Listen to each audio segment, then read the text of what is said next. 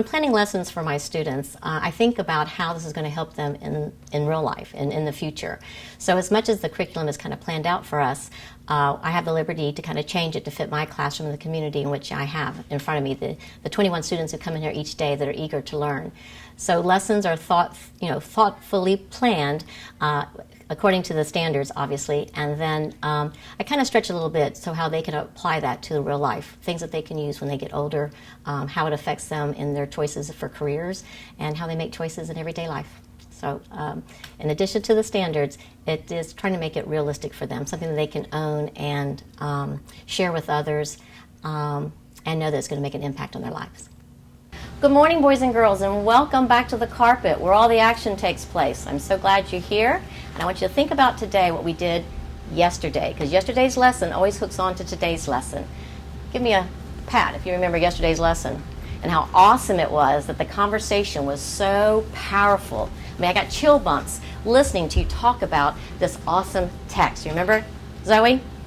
Prairie ecology. Did you know anything about that before you read it? No. So our focus today is to think about another nonfiction text. So let's look up here at our objective. This is the focus of our lesson again today.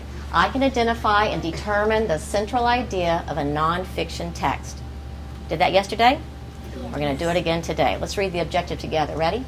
I can identify and determine the central idea of a nonfiction text. Thumbs up if you know what the central message is.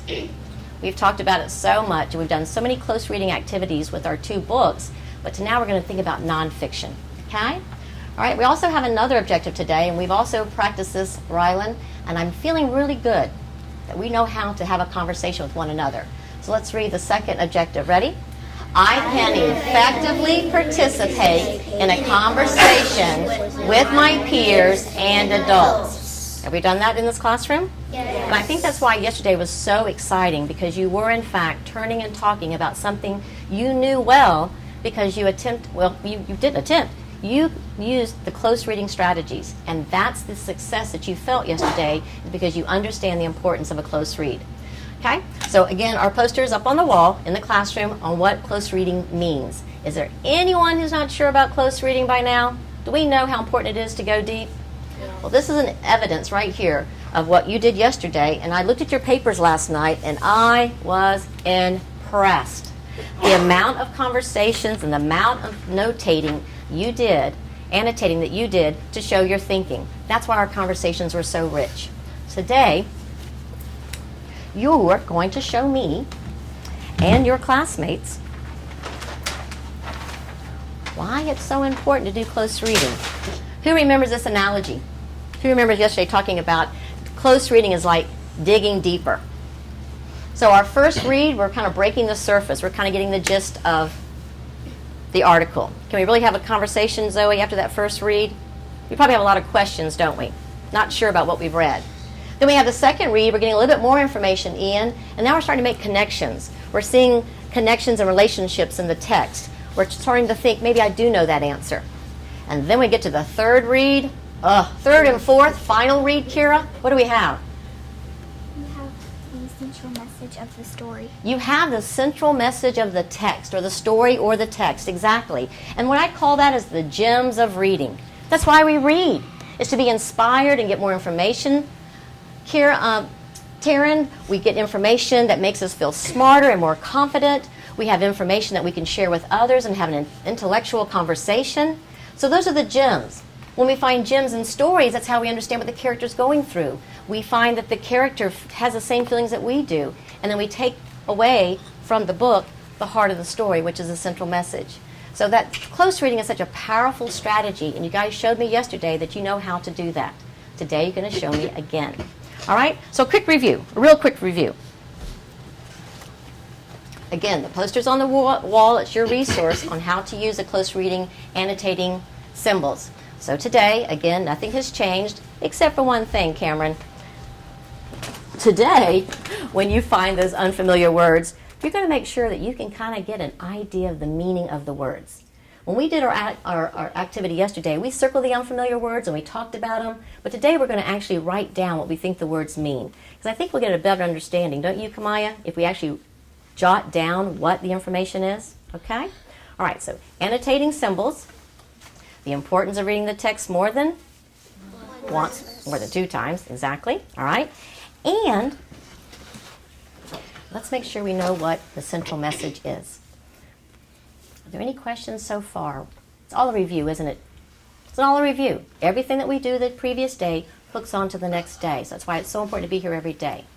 What I want you to do while you're on the carpet, before we go to our activity, I want you to think about close reading, the annotating marks that we've talked about, and how do they help you as a reader?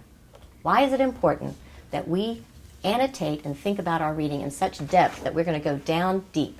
Tell me, you're going to tell your partner, you're going to turn and talk, and I want you to tell your partner, why is it important that close reading, and how does it help us as a reader? Why is close reading and annotating important? Close reading is a skill that students develop over time where they visit a text more than once. And each time they visit the text, their thinking evolves and students go deeper in their thinking. Once students have noticed unfamiliar words and try to think about the meanings, they're looking for the main idea or the central message. Close reading also involves questioning the text, going deeper and thinking about why the author wrote the text in the first place. As a reader, what am I supposed to get out of this text? Close reading also helps students with fluency. The first time they're reading the text, it's the gist. They're just getting an idea of what it's about. The second time students go back to the text, they are making connections. They see the relationships with the vocabulary. They have something to hook on to, so they can then start thinking deeper about the information that they are to pull away from the text. And the third or fourth time, by then, students really understand and are familiar with the way the text was written. They're getting the central message. They're understanding the vocabulary. They're noticing text features. They're possibly getting the answers to the questions they had the first and second time they read the text. By the third or fourth time, students are able then to summarize the information and have a better understanding of the text. Close reading is something that students in third grade started the year off with, and so it'll be something we'll do the rest of the year. And then within the few weeks that we've been in school, students are taking ownership of what good readers do, and so we'll be using that throughout, fiction and nonfiction. All right, boys and girls, give me 5, please.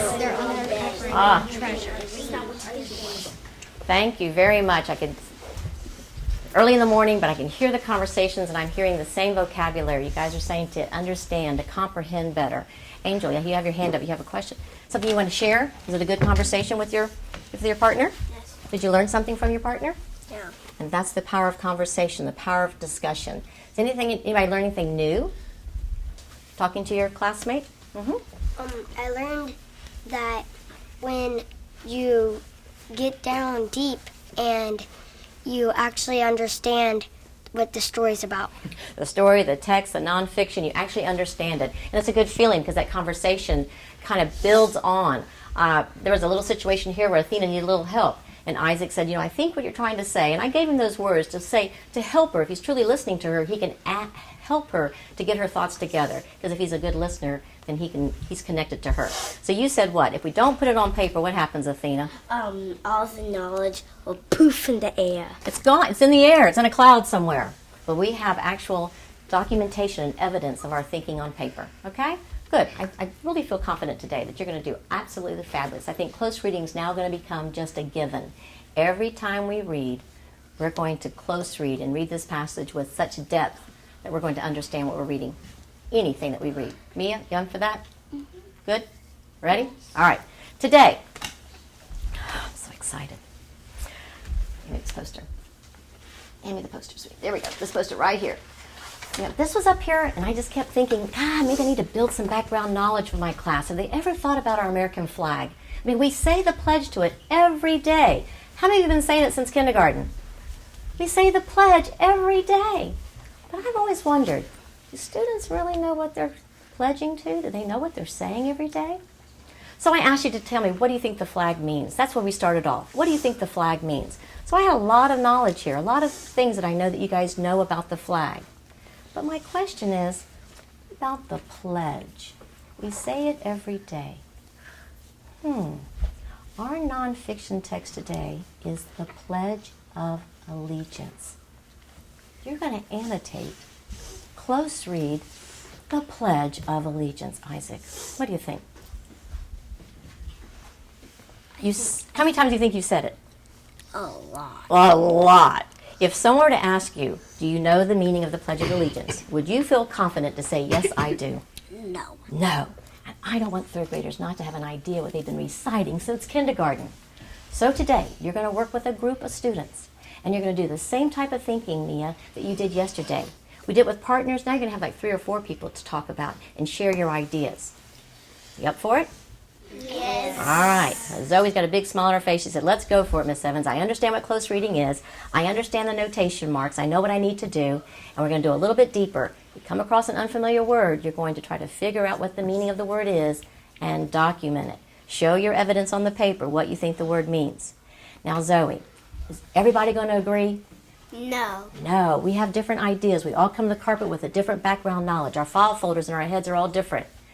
So today, our other objective is to be able to work together and share ideas and brainstorm together and think about this together, okay? So we have to remind ourselves we have our discussion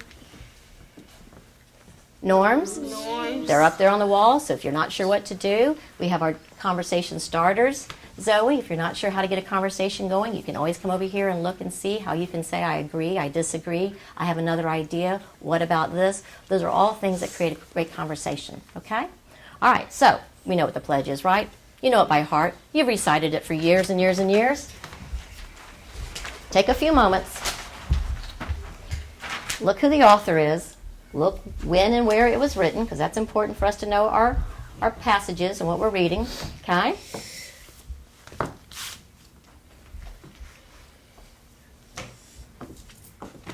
So does anybody know who Mr. Bellamy is? If we don't know the author, sometimes that helps us. That's when we don't know. Okay, 1892, a long time ago, huh? Mm-hmm. Got to keep that in mind as well, when it was written and maybe why it was written. Okay. So today I'm going to give you some facts, another information sheet that might help you brainstorm a conversation. I've just written down some facts. So it's another piece of nonfiction text that you need to refer to while you're having your discussions about the pledge. So I'm asking you to look at another piece of information and the pledge and have conversation and show your evidence of your thinking. Thumbs up? You can do it? You ready? We wide-eyed and bushy-tailed? All right. So I've come up with the groups. I know who's going to be working with who. When we get to our groups, everyone's going to have a marker, and everyone's going to be responsible for showing their thinking. But again, Cameron, if we're all just not talking to each other and we're just jotting things down, is that going to be effective? No. So the conversation part about this activity is the most important. You have plenty of time to get your thoughts down and annotate the text. You also be responsible, Leo, for an exit ticket. So at the end of the activity, you're going to show me your thinking by being able to state what the central message is of this nonfiction text. Are there any questions so far? Zoe?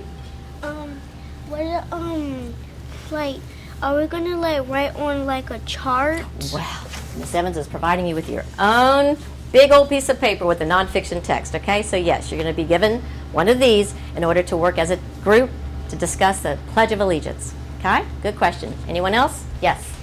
Will we all be writing on the same paper or on our own? Okay, you're going to be having discussions, and you guys are going to be annotating the text. So everyone will have a marker, but as I mentioned, if we're all writing and doing it independently without as a group, is it going to be effective?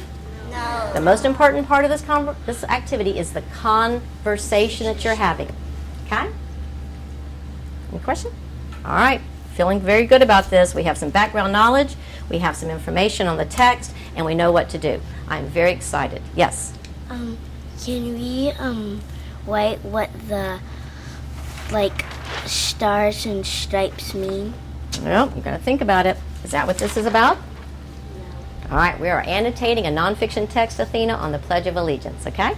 Just like you did with your activity yesterday on the prairie ecology. It was an unfamiliar text, and you guys had so much thinking.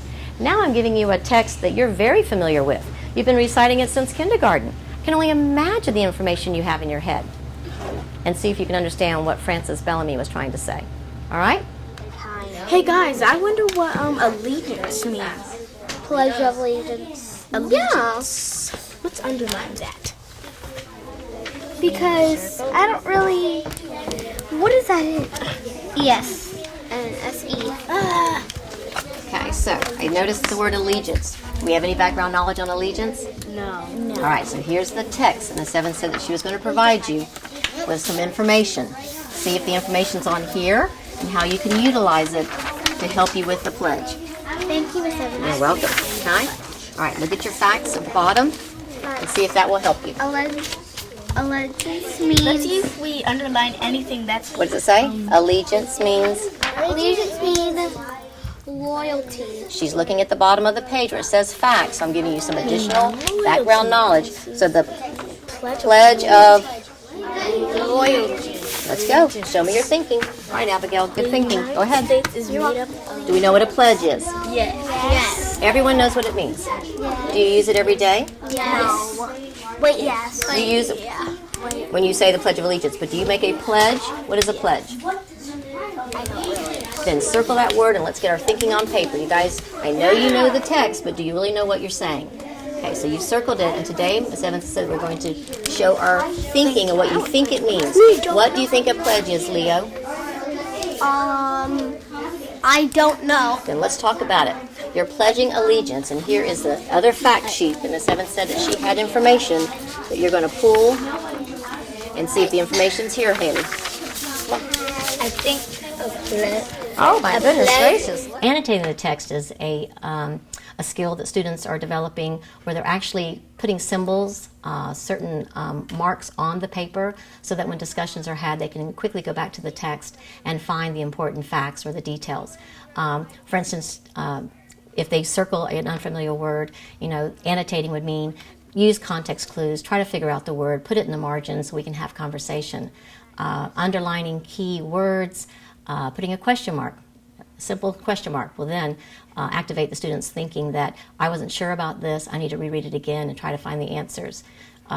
Question mark, exclamation marks. If you read something exciting and it's a fact that you want to share or something you find amazing, a simple exclamation mark out in the margin helps the students to remember that that was a place of interest. All right, so Mia, now you've learned that a pledge and promise are synonyms. I'm pledging something, I'm promising something. You're promising what? A promise. You're promising what? I promise. I promise. Loyalty. I promise loyalty to the flag.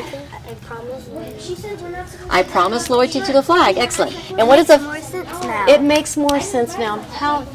Hallelujah. That's what I'm looking for. Isn't it close reading? Is it's powerful? All right. So I promise loyalty to the flag. And our flag is what? A representation of Our freedom. our freedom. Oh, there you go. I promise loyalty to the flag, which is a symbol of.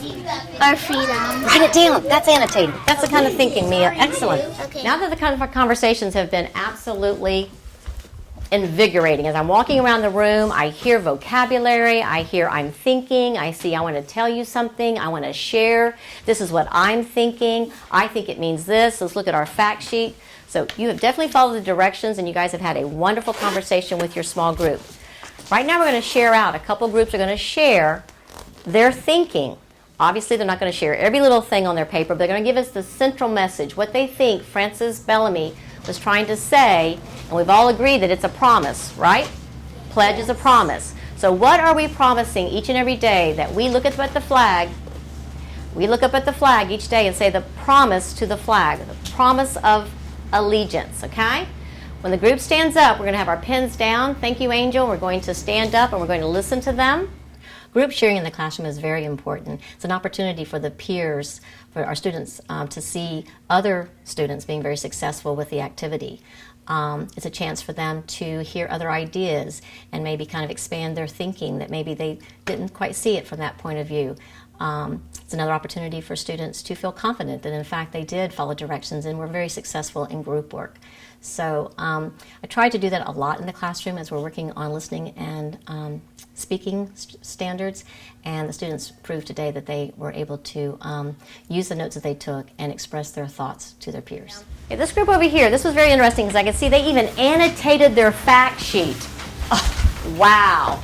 Won't you hold up your fact sheet there, Kamai? I see they're annotating their fact sheet. So they used that other nonfiction text that was given to them to make sure they understood the facts so they could use that to annotate their text. So let's go ahead and start with Mia.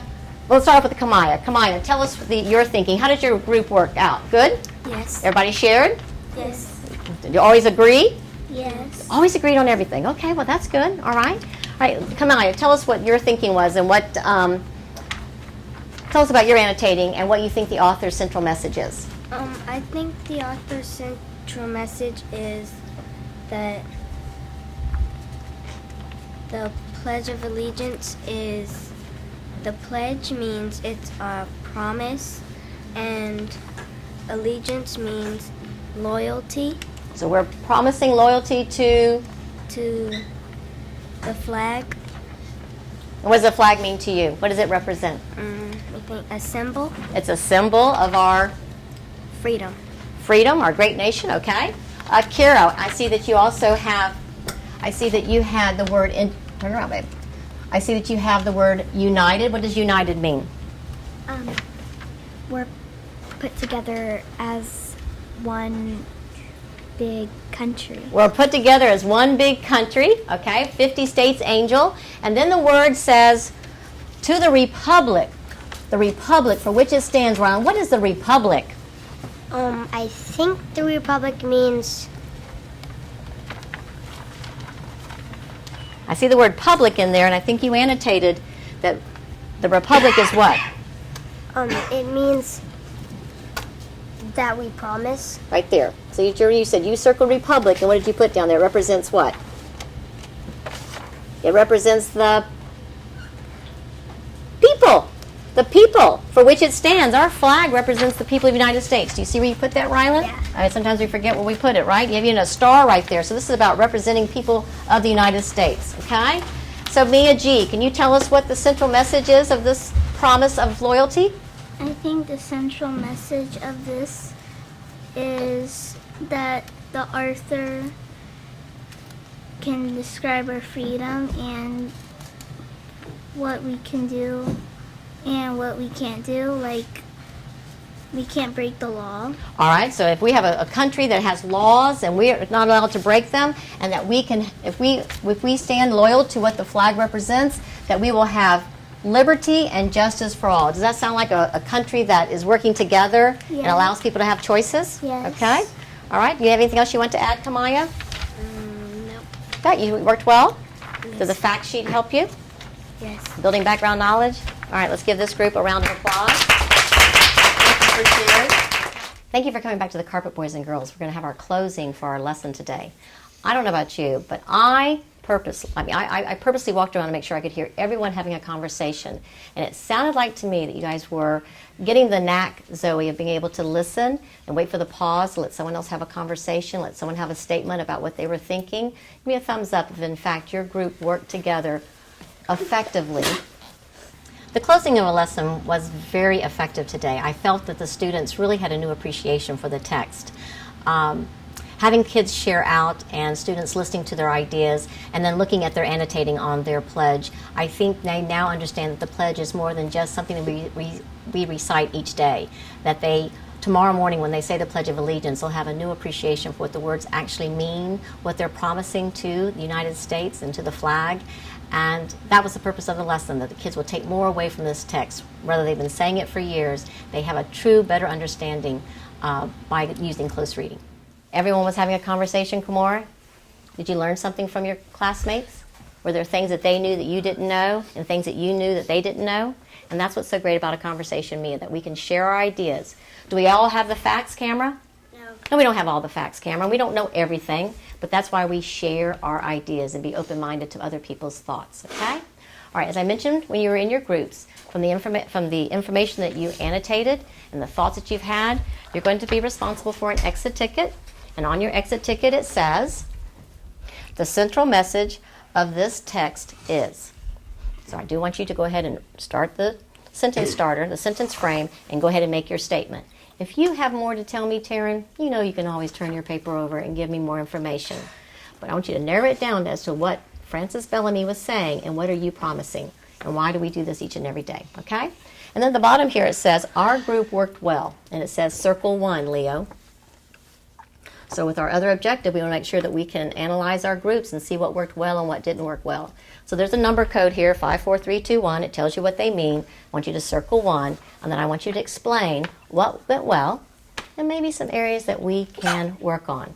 Don't need any names. This is not about, picking out somebody's name. Just tell me how your group worked well as a whole.